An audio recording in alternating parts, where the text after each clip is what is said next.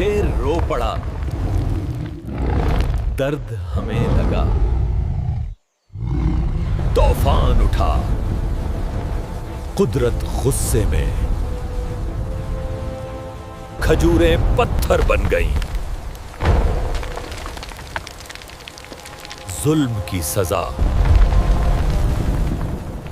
ये कौन है जो रहमत का तूफान लाया? फिर जब आप सल्लल्लाहु अलैहि वसल्लम की उम्र में भूख की हालत में मक्का की गर्द आलूद गलियों से गुजर रहे थे। कुछ फासले पर अबू जहल का खजूरों का बाग था। अबू जहल एक यहूदी शख्स के साथ मिलकर खजूरों को एक बोरी में भर रहा था। नबी मोहम्मद सल्लल्लाहु अलैहि वसल्लम उस वक्त भूखे थे, इसलिए 2 खजूरों की उम्मीद लिए अबू जहल के बाग की तरफ बढ़ने लगे। नबी सल्लल्लाहु अलैहि वसल्लम आहिस्ता आहिस्ता उस बाग में पहुंचे और अबू जहल को सलाम करके अदब से अर्ज किया, चचा जान, मुझे बहुत भूख लगी है, क्या आप मुझे 2 खजूर दे सकते हैं?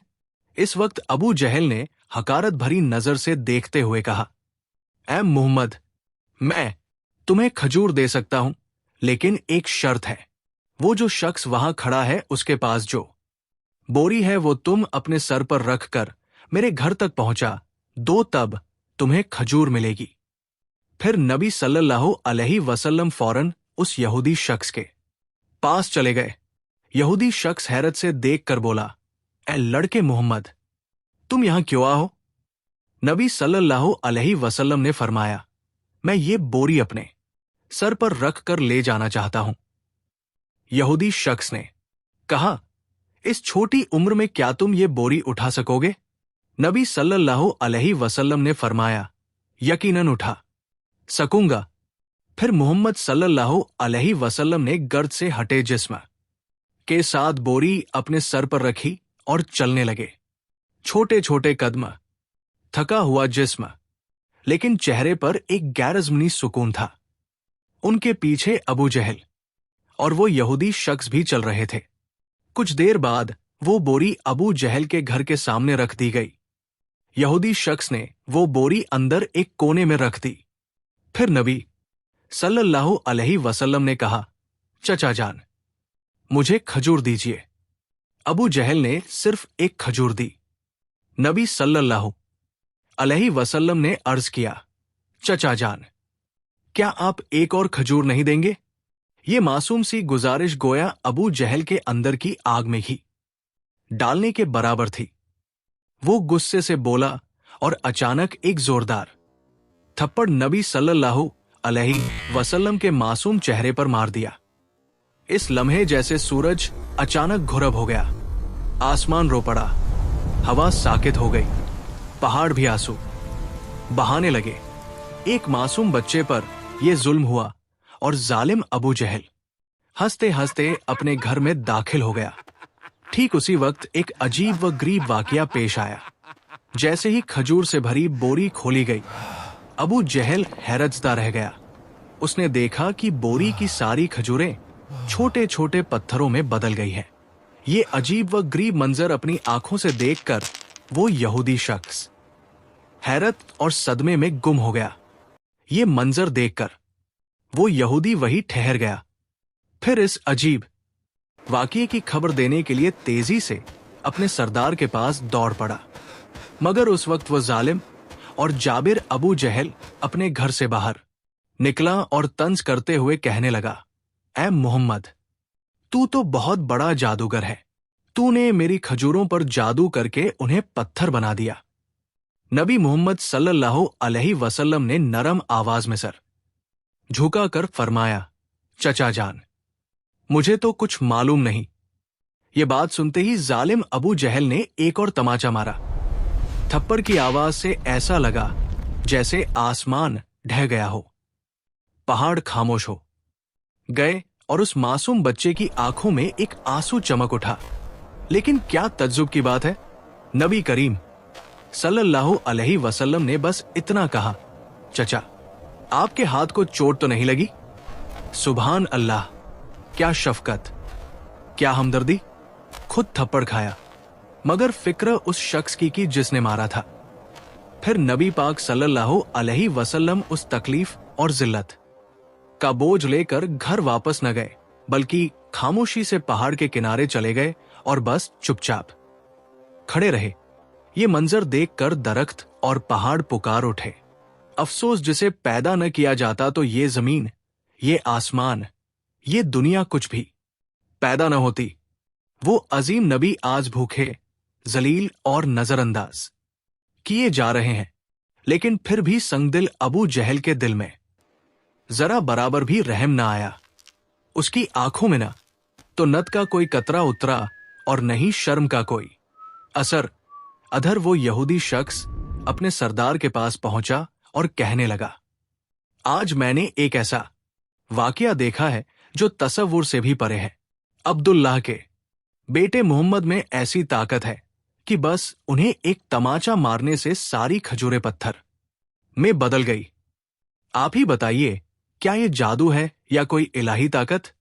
तब उनका सरदार कहने लगा, हमने भी सुना है कि हमारी आज किताब में मोहम्मद सल्लल्लाहु अलैहि वसल्लम का नाम दर्ज है कि वही आखिरी और सबसे अजीम नबी होंगे।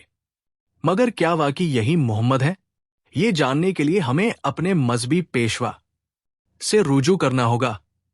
अगर ये सच हुआ तो हम उसे जिंदा न छोड़ेंगे, बल्कि इस दुनिया से खत्म कर देंगे।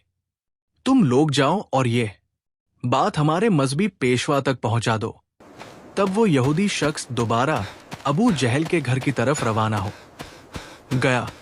जाते जाते जब वो खजूर के बाग के करीब पहुंचा तो देखा कि तमाम खजूर के दरख्तों पर कोई खजूर नहीं है, सबकी सब पत्थर में बदल चुकी है। ये देखकर वो यहूदी शख्स हैरान और सख्त परेशान रह गया। वो एक लम्हा भी वहां न रुक सका और तेजी से अबू जहल के घर की तरफ रवाना हो गया। अबू जहल के घर पहुंचकर वो कहने लगा, भाई, आपके खजूर के बाग की तमाम खजूरें तो पत्थर में बदल गई है। अगर आप अब इसे वापस न ला सके तो बहुत बड़ा माली नुकसान हो जाएगा। इसका वाहिद हल यही है कि मोहम्मद से माफी मांग लो। मगर अबू जहल माफी मांगने वाला शख्स न था। वो जालिम और चालाक आदमी था। उसने चालाकी से कहा, ठीक है, चलो हम मोहम्मद के घर जाकर देखते हैं। ये कहते हुए वो नबी मोहम्मद सल्लल्लाहु अलैहि वसल्लम के घर की तरफ रवाना हुआ। इस वक्त नबी मोहम्मद सल्लल्लाहु अलैहि वसल्लम अपने चचा अबू तालिब के साथ रहते थे। चचा अबू तालिब उस वक्त घर में अकेले थे। कुछ ही देर बाद अबू जहल वहां पहुंचा और कहने लगा, ए अबू तालिब, मोहम्मद ने ये जादू कहां से सीखा है? वो तो बहुत बड़ा जादूगर निकला। उसने मेरी तमाम खजूरें पत्थर बना दी है। कहा गया है, क्या तुम्हें कुछ पता है? कहीं किसी पहाड़ के किनारे जंगल के शेर या रीछ ने तो नहीं खा लिया? ये सुनते ही चचा अबू तालिब ने देर न की और नबी सल्लल्लाहु अलैहि वसल्लम को तलाश करने निकल पड़े। अधर नबी मोहम्मद सल्लल्लाहु अलैहि वसल्लम पहाड़ के किनारे बैठे रो रहे थे और फरमा रहे थे, अगर आज मेरे वालिदैन जिंदा होते तो कोई मेरे साथ ऐसा सुलूक न करता। मैं आज बहुत तन्हा हूं। नबी सल्लल्लाहु अलैहि वसल्लम का रोना देखकर जंगल के शेर, रीछ और हरन वहां गए। वे भी इस दर्द को महसूस करके रो पड़े और कहने लगे, या रसूल अल्लाह रहमतुल आलमीन, ये थप्पड़ जैसे हमें लगा है। या रसूल अल्लाह, आप अब न रोइए, ये आंसू हम बर्दाश्त नहीं कर पा रहे। कुछ ही लम्हों में चचा अबू तालिब वहां पहुंच गए।